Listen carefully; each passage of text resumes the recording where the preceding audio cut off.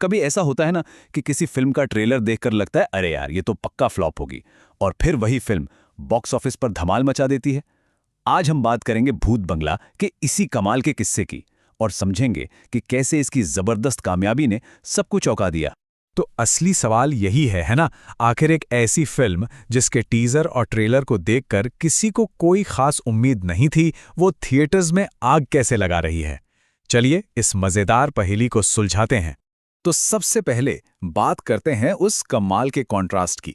एक तरफ तो थी मार्केटिंग जो बिल्कुल भी असरदार नहीं थी, और दूसरी तरफ थे वो दर्शक जो मानो थिएटर्स पर टूट पड़े थे। ये उम्मीदों और असलियत के बीच का एक क्लासिक मामला था। और ये सच में सोचने वाली बात है। प्रमोशन ऐसा था कि कोई खास बज़ नहीं बना, लेकिन थिएटर्स के अंदर का सीन बिल्कुल अलग। शोज हाउसफुल चल रहे थे, और सबसे बड़ी बात, पूरी की पूरी फैमिलीज एक साथ फिल्म देखने आ रही थी। शायद लोग उस पुरानी क्लासिक कॉमेडी के लिए तरस रहे थे। समीक्षक ने तो यहां तक कह दिया, सोने में अगर हीरा होता तो हम उसे खो देते। मतलब सोचिए ये कितनी बड़ी बात है। इसका मतलब ये है कि ट्रेलर सिर्फ खराब नहीं था, उसने तो जैसे एक मास्टरपीस को दुनिया की नजरों से छिपा ही लिया था। तो फिर इस जबरदस्त कामयाबी के पीछे का असली राज वो क्या है? इसकी कहानी शुरू होती है एक लेजेंडरी डायरेक्टर और उनके भरोसेमंद साथियों की शानदार वापसी से। कहते हैं ना, हर बेहतरीन फिल्म का एक सीक्रेट वेपन होता है, और भूत बंगला के लिए वो है इसकी ओजी कास्ट। ये उन कमाल के एक्टर्स के लिए एक प्यारा सा नाम है जिन्होंने बॉलीवुड कॉमेडी के एक पूरे सुनहरे दौर को डिफाइन किया था। और देखिए, बात सिर्फ इन लेजेंड्स के एक साथ आने की नहीं है। समीक्षक बताते हैं कि कैसे हर एक एक्टर अपनी एक अलग कॉमिक ताकत लेकर आता है। परेश रावल का वो बेचारे बनकर मुश्किल में पड़ना हो, या फिर राजपाल यादव की वो क्लासिक स्लैपस्टिक कॉमेडी, ये सब मिलकर एक पूरी कॉमिक सिम्फनी की तरह काम करता है। और यही तो प्रियदर्शन का जादू है। वो स्क्रीन पर ऐसा केओस, मतलब ऐसी मजेदार गड़बड़ी पैदा करते हैं जो हंसा हंसा के लोटपोट कर देती है, लेकिन वो केओस हमेशा एक मजबूत कहानी से बंधा होता है। ये एक बहुत ही रेयर कॉम्बिनेशन है, और ये फिल्म इसका एक परफेक्ट एग्जाम्पल है। चलिए अब बात करते हैं फिल्म के मेन अट्रैक्शन की, अक्षय कुमार। क्योंकि उनकी परफॉर्मेंस को सिर्फ एक कमबैक नहीं कहा जा रहा, नहीं, इसे एक ऐतिहासिक वापसी बताया जा रहा है। जब कॉमेडी की बात आती है तो कोई एक्टर अक्षय कुमार के आसपास भी नहीं है। अब ये बहुत बोल्ड स्टेटमेंट है, लेकिन इस फिल्म में अक्षय कुमार ने इसे सिर्फ साबित नहीं किया है, बल्कि वो इसे एक बिल्कुल नए लेवल पर ले गए हैं। और ये उन्होंने किया कैसे?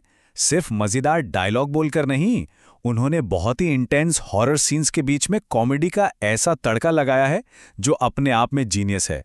उन्होंने अपना 100% नहीं बल्कि 200% दिया है, और ये बात महसूस होती है जब पूरा का पूरा थिएटर एक साथ हंसी से गूंज उठता है।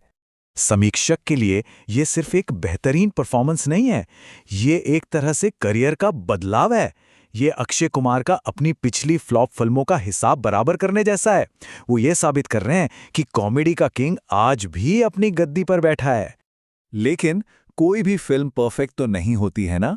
तो चलिए अब उन कमियों की भी बात करते हैं जो समीक्षक ने नोटिस की, और ये भी कि आखिर में उन कमियों से कोई खास फर्क क्यों नहीं पड़ता।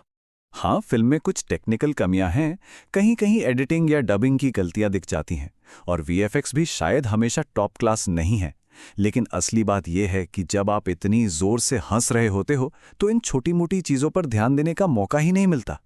कॉमेडी हर टेक्निकल कमी पर भारी पड़ती है, और समीक्षक ने इसे सबसे अच्छे तरीके से बताया है। लेकिन किसे परवाह है, हम कॉमेडी के लिए आए थे और फिल्म आपको जाने नहीं देती। बस यही बॉटम लाइन है। फिल्म जिस चीज का वादा करती है वो पूरा करती है।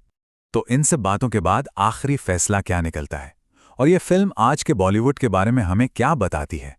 देखिए, अगर टेक्निकल लेवल पर देखें तो समीक्षक ने फिल्म को 5 में से 3 स्टार दिए हैं, एक अच्छी रेटिंग है।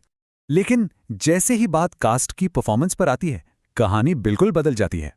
यहां मिले हैं पूरे 5 में से 5 स्टार, और ये दिखाता है कि कैसे शानदार एक्टिंग एक अच्छी फिल्म को भी एक यादगार फिल्म बना सकती है। तो आखिरी राय क्या है? सिंपल है, ये एक कंप्लीट पैसा वसूल फिल्म है, एक ऐसी फिल्म जिसे लोग बार बार देखना चाहेंगे। और फिर समीक्षक एक ऐसी बात कहते हैं जो सबको हैरान कर देती है। वो ये दावा करते हैं कि यही असली भूल भुलैया 2 है। यानी वो फिल्म जो उस असली मैजिक को पकड़ने में कामयाब रही, जिसे शायद ऑफिशियल सीक्वल नहीं पकड़ पाया था। तो समीक्षक का आखिरी मैसेज क्या है? बहुत ही सिंपल और दिल से निकला हुआ। अपनी फैमिली को साथ लेकर जाइए। 2000 के दशक की उस जबरदस्त कॉमेडी की नॉस्टैल्जिया को महसूस कीजिए और सबसे जरूरी, इन लेजेंडरी एक्टर्स की कला को सराहिए जब तक हमारे पास मौका है, क्योंकि ये सिर्फ एक फिल्म नहीं है, ये एक अनुभव है। और ये फिल्म हमें एक बहुत बड़े सवाल के साथ छोड़ जाती है। क्या नॉस्टैल्जिया यानी पुरानी यादों को अपनाना ही बॉलीवुड के भविष्य की कुंजी है? क्या इस एक फिल्म की सफलता एक बड़े ट्रेंड की तरफ इशारा कर रही है, जहां दर्शक उन जानी पहचानी और दिल के करीब वाली कहानियों के लिए तरस रहे हैं?